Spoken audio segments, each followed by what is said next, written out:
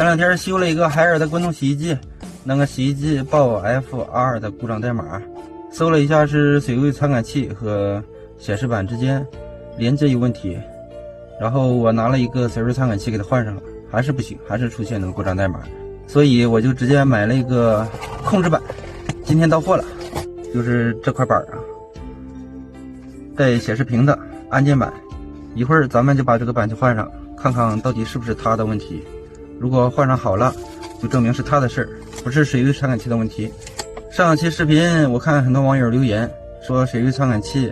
几乎不会坏啊，一般都是这个板出问题，或者是连接线受潮了，让我用电吹风吹一下。然后咱们先把这个板换上试试吧，如果还不行啊，再找电吹风吹。现在已经到用户家了，这是上一次拆的，放在这儿没动。有的网友说这个洗衣机可能受潮了，大家看一下，这个洗衣机放在阳台上，并不是放在卫生间里，每天都有阳光晒着，根本不会潮。放洗衣机的位置特别干燥。这个黑的水位传感器就是我上次买的，和原机的一模一样，就是颜色不一样。换上以后故障依旧，应该不是他的事儿，一会儿把它发回去，反正留着也没什么用。这个线路板特别好换，一共就2个接线端子插上就可以了，然后再把线路板的塑料外壳扣上，最后和外面的盖板固定到一起就可以了。控制板安好以后，咱们通电试机，大家可以看到打开电源以后显示屏瞬间就点亮，然后咱们调节洗涤模式。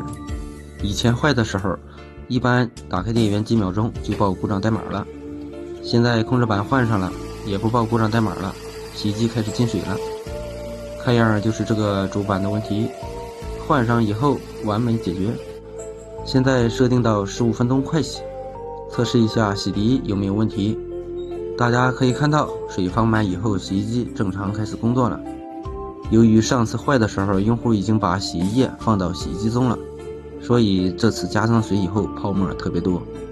测试一会儿洗涤完全没有问题，一会儿咱们再测试一下脱水。大家可以看到设定到单独脱水也完全没有问题。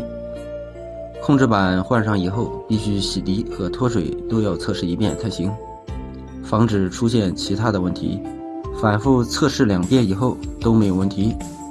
这样这台报 FR 故障代码的洗衣机就维修完毕了，并不是水位传感器的事，换个控制面板就好了。所以大家遇到海尔洗衣机报这个故障代码的时候，不用换水位传感器，直接换控制板就可以了。